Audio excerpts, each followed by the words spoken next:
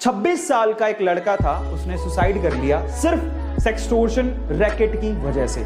Online उसके साथ एक फ्रॉड हुआ, हम लोग उसको फ्रॉड ही कह सकते हैं। उससे सेक्सटोर्शन, सेक्स की यानी इंटीमेसी की वजह से कुछ वीडियोस कैप्चर हो गई और उसके बाद उससे फिरौती मांगी गई और फाइनली ये बात इतनी ज्यादा बढ़ गई कि उस लड़के ने सुसाइड कर लिया।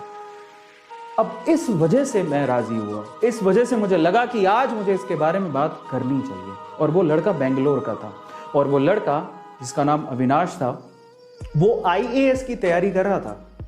अचानक से क्या होता है, उसे फेसबुक पे एक रिक्वेस्ट आती है नेहा नाम की लड़की की। ठीक है, आप नाम पे मत जाइएगा, बट धीरे धीरे रिक्वेस्ट आती है, बातें होने लगती हैं। उसे नहीं पता था कि जो लड़की की रिक्वेस्ट आ रही है उसके पीछे एक रैकेट काम कर रहा है। धीरे धीरे बातें होने लगती हैं, बातें और बढ़ने लगती हैं, धीरे धीरे और क्लोज आने लगते हैं।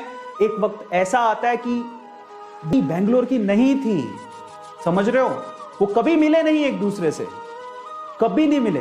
वो बेंगलोर की थी ही नहीं, कभी मिले नहीं, सिर्फ मोबाइल पे ही बातें हो रही हैं। धीरे धीरे पर्सनल नंबर शेयर हो गए, फिर धीरे धीरे उन्होंने वीडियो कॉल शुरू किए, वहां से इंटीमेट चीजें शुरू हो गई। और एक वक्त ऐसा आया जब उस लड़की ने इंटीमेट वीडियोस शेयर किए, उस लड़के को बोला कि तुम भी इंटीमेट वीडियो शेयर करो, तो गलती वही हो गई। उस लड़के ने बिलीव कर लिया और उस लड़के ने इंटीमेट वीडियोस, लाइव वीडियोस जो भी था, ऐसे वीडियो कॉल्स किए जिसकी वजह से वो फंस गया।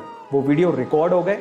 कुछ दिनों बाद वो लड़की गायब और लड़की के पीछे जो रैकेट काम कर रहा था उसने अब उस लड़के को परेशान करना शुरू किया। उसने वो वीडियो फॉरवर्ड किया और कहा कि आपने अगर इतने किए तो हम ये वीडियोस आपकी फैमिली को भेज देंगे या सोशल मीडिया पे डाल देंगे। डर के मारे, क्योंकि हम इसके बारे में बात नहीं करना चाहते। ठीक है, इट्स नॉट लाइक खाना खाया है, इट्स अबाउट इंटीमेसी शेयर की है, जो कि इंडिया में एक टैबू है, इसके बारे में लोग बात नहीं करते जनरली। ठीक है, सो जब ऐसा कुछ हुआ तो उसे ऐसा लगा कि यार अगर ये चीज पब्लिकली चली गई तो मेरी इज्जत का क्या होगा, घर पे मुझे लोग कैसे देखेंगे, मैं आईएएस की तैयारी करने आया हूं। ठीक है, एक ऐसा केस हुआ। उसने शुरू में पैसे दिए, उस पैसे, अब देखो जब भी आप पैसे देते हो ना तो उनकी भूख और बढ़ जाती है। तो जब उसने पैसे दिए शुरू में तो उन्होंने बोला कि उनका पेट भरा नहीं, उन्होंने कहा हमें और चाहिए। ऐसे करके वो पैसे मांगते गए मांगते गए मांगते गए, वक्त ऐसा आया कि उससे संभला ही नहीं। अब उसके पास पैसे इतने कहां से होते। फाइनली उस लड़के ने ये सोचा कि शायद मैं अपनी जिंदगी खत्म कर लूं, तभी ये जो झंझट है वो खत्म होगा। और वो लड़का दुनिया को छोड़ के चला गया।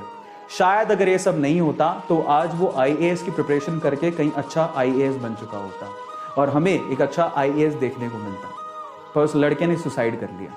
बात यहीं तक खत्म नहीं हुई, बात इतनी बुरी, मतलब मैं कहता हूं कि शायद कभी कभार ऐसा लगता है कि इंसानियत पूरी तरह से खत्म ही हो चुकी है। कि फैमिली जिसने अपना 26 साल का मान लड़का खो दिया, वो लड़की फिर से उसकी बहन को कांटेक्ट करती है, पता कर लेती है कि उसकी बहन को कांटेक्ट करती है और उसको बोलती है कि मैं अविनाश को देखे बहुत दिन हो गए, मैं अविनाश की, मतलब बताया कि अविनाश की गर्लफ्रेंड, मुझे उसे देखे बहुत दिन हो गए, ऐसा करके। और जब वो ऐसा बात बोलती है तो वो उसकी सिस्टर कहते हैं कि अब ही इज नो मोर, वो अब जिंदा नहीं है। अब देखिए उसके बाद क्या होता है, वही रैकेट वापस से अविनाश की बहन को कॉल करते हैं और उसे कहते हैं कि ऐसा ऐसा है, उसकी वीडियोस हमारे पास है, हमें पैसे चाहिए, नहीं तो वीडियोस हम पब्लिक कर देंगे। अब उसकी बहन थोड़ी समझदार थी, उसने पुलिस को ये केस रेफर किया कि ऐसा ऐसा कुछ हो रहा है मेरे भाई के साथ और मुझे लगता है कि उस एक्सटॉर्शन की वजह से उसकी जान गई है।